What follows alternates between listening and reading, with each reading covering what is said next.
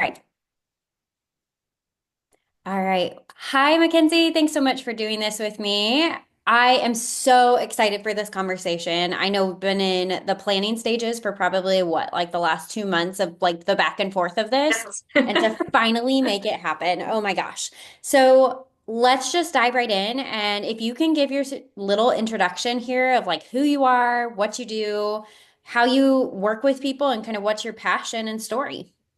Yes, thank you. I'm so happy to be here. I'm McKenzie Redd. I'm a doctor of physical therapy, and I work virtually with women, postpartum primarily, but anyone across the lifespan to fix pelvic floor dysfunction. So leakage, hip pain, low back pain, any pelvic pain, pain with intercourse, that sort of thing. So yes, I'm so excited to be here. So I gotta ask, right? Because everyone, at least in my experience, has a story. A lot of the times we can kind of relate to our audience in a way that is just, here, I want to help somebody who's like me. So tell me kind of what led you into this pelvic floor space, what led you into the postpartum population. Kind of tell me more. Absolutely. Yeah, I definitely have a little bit of that. Um, so when you graduate from physical therapy school, you just graduate as a general clinician. You can treat everything, but in order to go into pelvic health, it's a specialty that you train for and have to take extra courses. And as a new grad or someone who was just out of school, I was working with a PT who was seeing women's health, and I started to see the writing on the wall. Like, these are all women that had had babies. They hadn't known what to do after. And so, because of the problems that had popped up, they had ended up in PT. And I knew, like, okay, down the road, I want to have babies. I want to be a mom. And I want to know how my body functions. Like, I don't want this to be just a mystery or one of those pieces of the body. Like, we can work on the shoulder, we can work on the back, but like, who knows what goes on in the pelvis? And so there was definitely a selfish desire to understand my own body and kind of prepare for um, like the birth experience and the postpartum. And that was like 7 years ago. And I just had my first baby last year. So I had a lot of time to prepare. And luckily, I didn't experience pelvic floor dysfunction. But I will say, I don't think there's any woman who goes through that process and doesn't have a lot of questions about what their body just went through, like whether it's pregnancy or postpartum, and they're sitting home with a newborn baby, like, when can I run again? When can I, is this normal? Is it normal for this to happen? And there's no answers. Like, you have one visit with your doctor at 6 weeks, and then you're just shoved out the door and told you're good to go. And reality is that's not enough. And so that that was really my driving desire to understand for myself. But then that morphed into the passion of like, wait, there's so many women who don't have this information and need it, and no one's out there talking about it. Absolutely. So I know this is not the topic we're planning to discuss, but I kind of feel like asking this because this is something that you and I bonded over when we met a few months ago, was this Mhm. idea of how, as women, we're basically taught to just disconnect from ourselves, right? Make ourselves Yes. smaller, do what's expected of us in that way, right? Like be aesthetically pleasing in so many different ways, all to kind of fit in or be loved or be beautiful. And yet, in that process, in that timeline, right, from, teen years, probably even earlier than that, till adulthood, we shut ourselves off from our body. You're hungry, don't feel it. You're tired, push through, like those kind of Mhm. ideas, right? And so one of the Mhm. things you and I talked about specifically is how confidence really is a passion point of mine, but confidence comes from Yes. within, right? It is not about looking or doing a certain way, but it's about knowing yourself and feeling comfortable in your own skin, knowing you deserve to take up that space, regardless Mhm. of how productive you were or regardless of what you do. And so, one of the things I love about your model specifically is that you're teaching women to know themselves, to connect with themselves, because there isn't a blanket statement. There isn't a do Yes. this and you'll feel better. It is, well, what does your body tell you? Tune into that, Yes. slow down and get to know that. And that's actually kind of a perfect segue in some ways, is that we have to slow down, right? We are Absolutely. busy, rushing, and hustling through life, especially as moms, right? You're a mom yourself. I'm Mhm. three. Like, we are constantly on the go, staying 2 steps ahead at least, and there's no time to slow down. Yeah.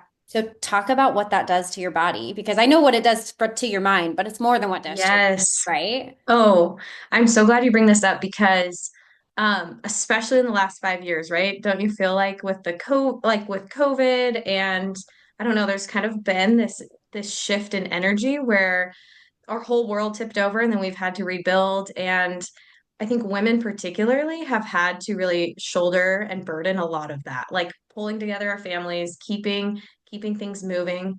And I've definitely seen this in my own practice, where stress has a direct relationship with the pelvic floor.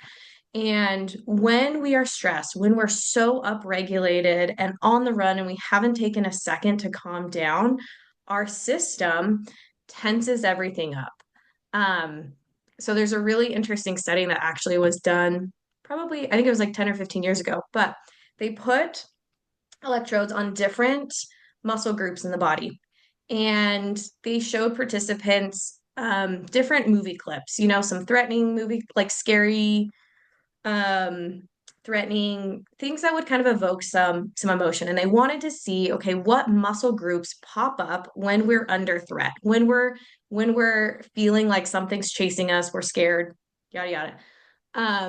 What was interesting was the two muscle groups that really popped up first before anything else. You would think, okay, if something's chasing me, it would be my leg muscles ready to run. It was the pelvic floor and it was our neck muscles up top, right? And so I think a lot of people have associated stress with neck pain, right? We know when we're stressed, our muscles go like this. But what we haven't understood is that the pelvic floor can have a really similar reaction. And because we don't know what our pelvic floor feels like, most of us don't have a concept of what those muscles even are or what they do. We don't know how that actually has been playing into our stress. But those muscles, right, after that chronic stress, we're feeling really run down. They're thinking, okay, we're going to protect the body. We're going to really tighten up. Um, and then that can play into, we see that down the road with constipation. Those muscles aren't allowing bowel movements to pass. Pelvic pain, we have pain with sex. The muscles are so tense that they're not able to lengthen the way they should. We see abdominal pain, pain with periods and cyclical pain. We get hip pain, low back pain, like, and people don't make that connection, right? Because they think, oh, my back hurts. I must have done something. I physically hurt it. But the nervous system is really regulating so much of that we just don't understand. I love that you talk about this, right? Because so many times, specifically in my practice, I'll listen to women and they're like, I'm exhausted. And instead of, Mhm. they just need a break is kind of their mindset of like, oh, I just need to, get some extra sleep. I need to go bed earlier. I need to like go to a beach and relax for a few hours. But like, it Yes. is so Mm-hmm. much more than that because we Mm-hmm. are just buzzing through life and we're not Mm-hmm. recognizing how that impacts so many other systems. And I know, you can correct me if I'm wrong here, but pelvic floor and breath are also very much connected, right? And so Yes. I know for myself personally, and many of the women I work with, we don't take a deep breath. I mean, our No. breath is constantly being constricted because we're in this like fight, flight, or freeze phase of stress of just keep Mm-hmm. going and push through that we're not taking a full breath. We're not even mindful of our breath. Like that whole idea of what is it? Breathe into your rib cage and expand your rib cage. Mm-hmm. That has taken so much time for me to connect with personally Yeah. because I've never Yeah. taken a full breath. I am just always on. Totally. Yep. And so that also plays into the pelvic floor. That also plays into this backwards message to your brain that says, we're stressed, like keep going, panic, panic, Mm-hmm. panic. And so it's Mm-hmm. that back and forth messaging, right? And so I Yeah. love that you mentioned all of this too, because it's more than just oh, you pee when you run or you're feeling this kind of way or what have you. Like there's so many pieces to it. And it can feel a little overwhelming if I'm being honest. And I think that's one of the Absolutely. resistance Yeah. points, right? Like I don't even know Yeah. where to start with it, so forget it. Yeah. It feels like such an uphill battle.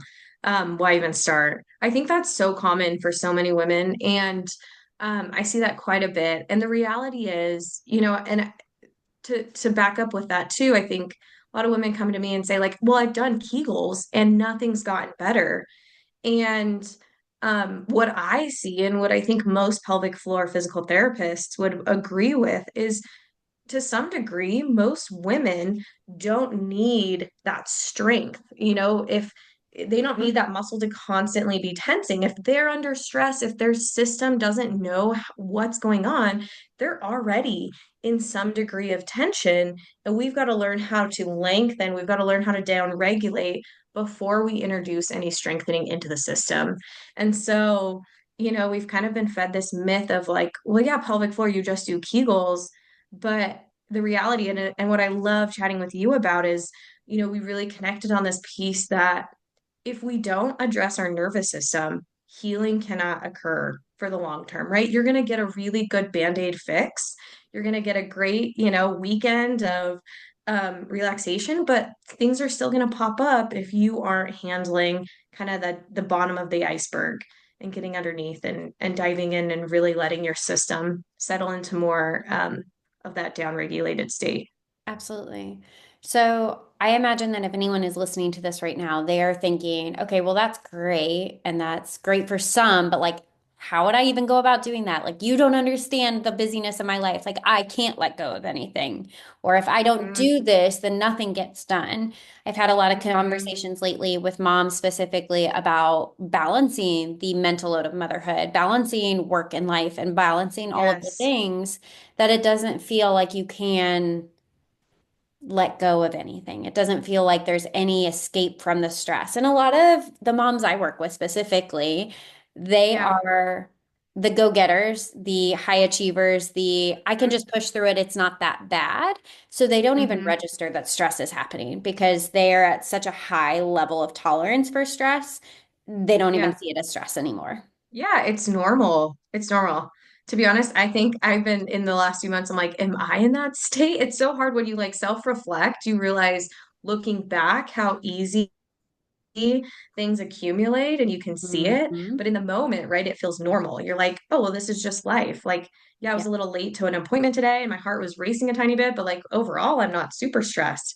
But then when you look back and think, like, yeah, when was the last time I didn't have my brain just on like a loop of constant things I need to do? And I think that's my biggest cue. Like, okay, I gotta like let some things sit for a little bit and not pursue it all at once.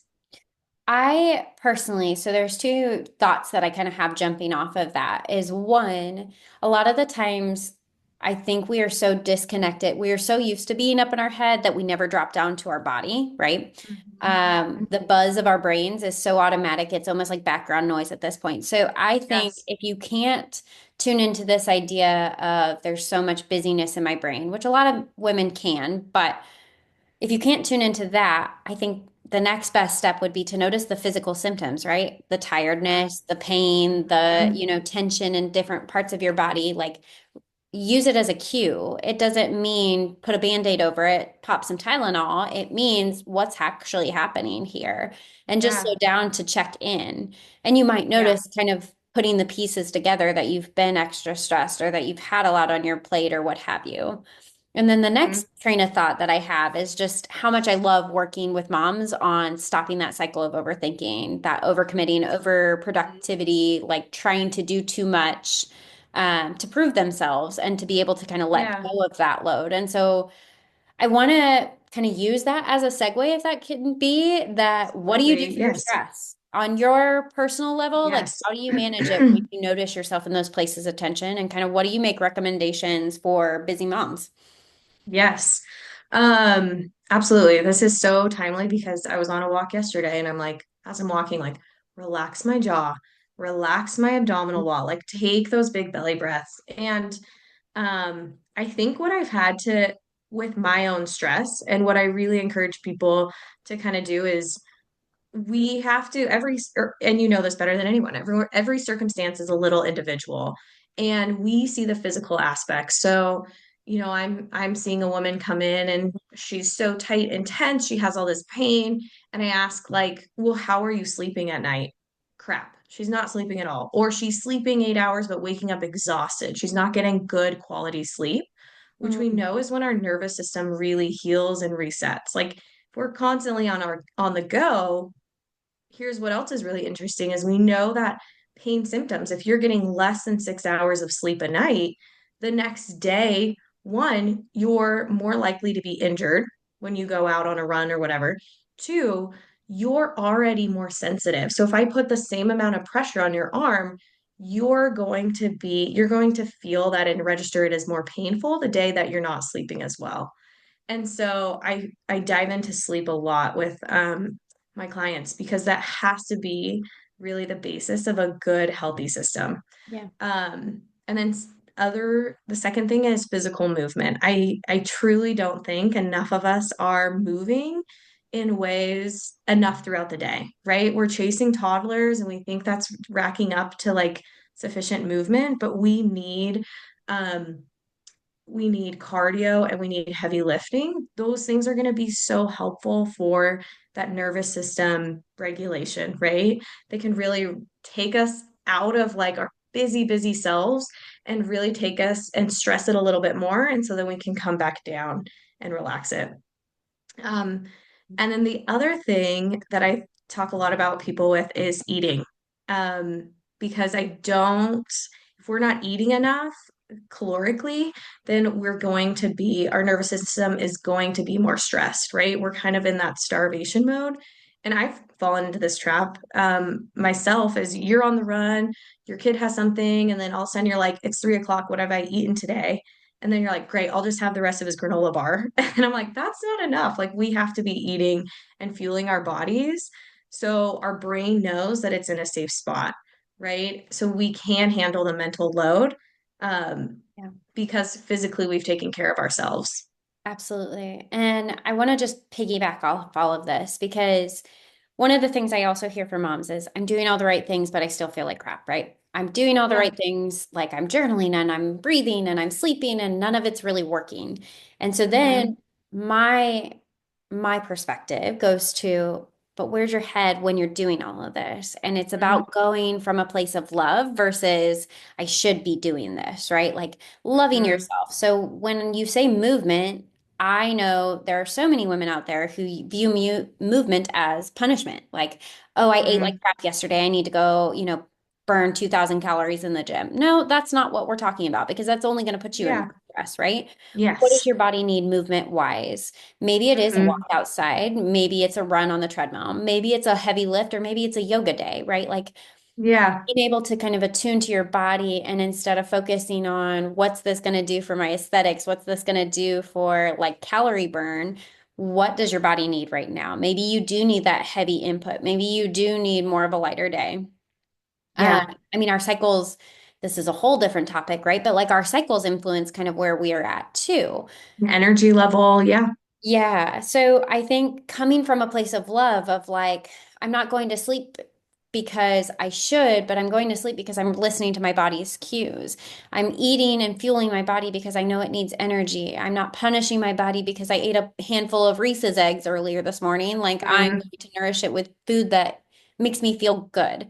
And it's okay to have the Reese's eggs every once in a while, right? So I Yeah. think there's so many different components that kind of all come together with stress management. And again, it's complicated in so many ways because it is full body and there's so many Hmm. pieces that feed into what makes you feel Hmm. good and also Yeah. just keep it simple. Are you eating? Yep. Are you moving? Are you sleeping? Hydrating Yep. and breathing, right? Like we can kind of Yep. keep it simple to that. Or what do those things look like? And making slight adjustments. You don't have to do it all at once to notice the impact. Oh, absolutely. I had this conversation just yesterday. So one of the signs that we really see of like how stress can impact the pelvic floor directly is urinary urgency. So feeling like you got to run to the bathroom all the time or you're not going to make it. Some of that can be stress induced, right? Our system, if you think about like an animal that has been startled or scared, like what's the first reaction? They usually have some bladder emptying, right? And as humans, we have that same neural pathway that when things really get excited, it goes through our limbic system and then it can excite that bladder a little bit more. And, as women, we don't make that connection, obviously. It's just like, oh, I have to go to the bathroom every 45 minutes, or I have to go to the bathroom every hour, and it's such a rush to get there. And part of my job is I have them track that. We break it down. We're looking at what are you eating? When are you eating? What are you drinking? When are you going to the bathroom? What's going on in your day, kind of in that full perspective. And then their homework, I'm just thinking about someone I was chatting with yesterday. Their homework is over the span of 2 weeks. Can we kind of nudge one of those variables a little bit? Mhm. If you are if it's in a certain setting that you always have that urgency, can we kind of manipulate the way we approach that? Go in a different door? Can we think about it differently? Can we do some suppression techniques? And every woman that comes back to me, I've done this so many times with women, and every time they come back and they're like, I had no clue how dysfunctional it was, or I had no clue I was doing this and it led to this. And I think that's been such an interesting experiment for me to see how many times you just have to take that big perspective and zoom out. And usually, with the help of somebody else, it's helpful to have that person to say, like, you got to fix that a little bit. And then all of a sudden, that self-awareness provides so much more perspective for healing, where now you have the tools and the ability to see what you need to fix, where Absolutely. we're in the microscopic of the day to day and we just can't get that full picture perspective. And absolutely to all of that. And I love that you even emphasize just these minor shifts. Like you can't pick the wrong thing, right? You make a change in your hydration, you're going to notice a ripple effect, so to speak. You pick Yes. a mindfulness or a meditation or breathing exercise, like you can't pick the wrong thing.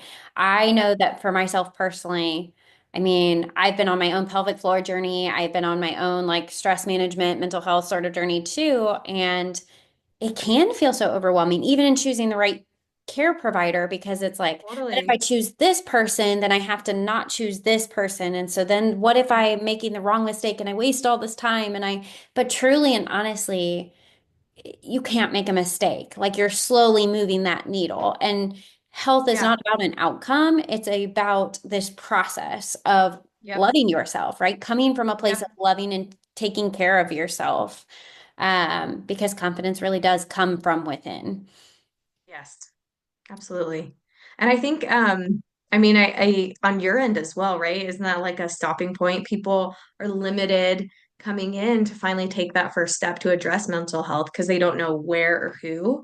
Mhm. And and this is what I encourage all the time is like, well, just try someone. If it doesn't work out, move on. Like there's a fit for everyone. Not each provider is a perfect fit for every person, but there's somebody out there that should be able to help you and you need to seek that out.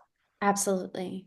So, as we kind of wrap up our conversation, I think, what do you wish more women and moms knew specifically?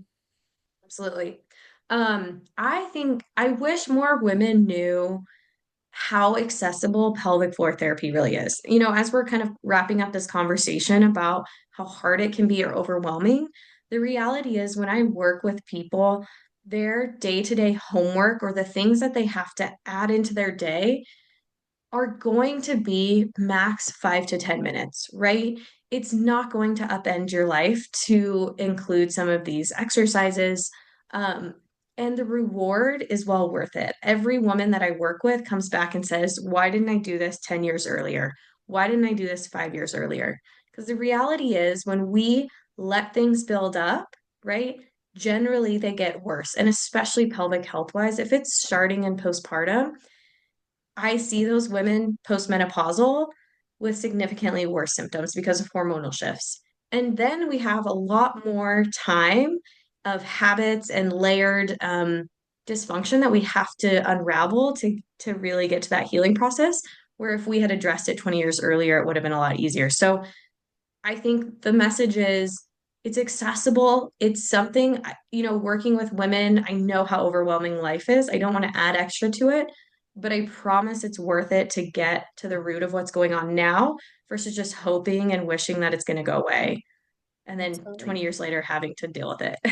And you deserve to feel comfortable in your body and you deserve to feel comfortable in your life too. And that can look a lot of Yes. different ways, right? But I Yes. love one of the things you and I connected on beyond the like mind body connection is this idea of Yes. let's make this accessible. Let's not add more to Yeah. your plate where you feel like you should be doing this and how am I going to make time for this? Like, let's make this work for a mom because not enough Mhm. resources are really tailored to women and moms.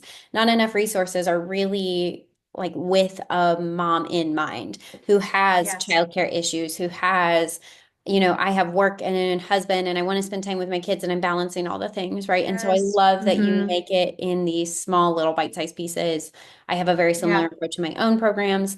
Um, but I just love your model of how you work with women and how you work with moms. So how can people get in touch with you? Kind of what would be next best steps with working with you or just learning more about you? Absolutely. So I work virtually. So the best way for women to get a hold of me is through my Instagram, McKenzieRedd.dpt. And I have a link in my bio there that women, anybody is welcome to schedule a consultation for free. So if you have questions, if you're not quite sure where to start or what to do, I tell everyone that I am on a consultation with, if I can't help you, I want to make sure I can find someone who can. And that's really my goal is if this is the right space for you, great. If not, there's so many resources and tools. Sometimes you just have to go to the right person, and then I can direct you to whatever you need. Absolutely. And so I would really invite anyone, if they have questions, please reach out. I have, I don't know, I always think of this story. I did a workshop with some women a few years back, and we talked about taking care of ourselves and self-care. And this woman like raised her hand and she's like, this just made me think about, my windshield cracked this week. And she goes, I took it into the to get fixed within 24 hours. She goes, I've had an issue with my back that's prevented me from moving for 5 years. And I've been meaning to get into the doctor to take care of it, but I haven't. And so it was just this really interesting juxtaposition of like, well, how important is our body truly? Like, what are we valuing above that? And if you think about where our time goes, like, do we value our car maintenance more than our body? And so, anyways, I always think of that because I know how life is. I've been there. I'm in the same cycles as everyone else, and I know how challenging it is to get the help, but I want to make that feasible and I want to help as much as I can. I love that. And I'll drop like, you'll send me some links and I'll drop those in the show notes as well. Yes. I just so appreciate you having this conversation with me. And I'm so grateful for all the work you're doing and just continuing our conversation as we move forward, too. Yes, thank you for having me. This has been so fun to chat. Awesome. Thanks, Mackenzie.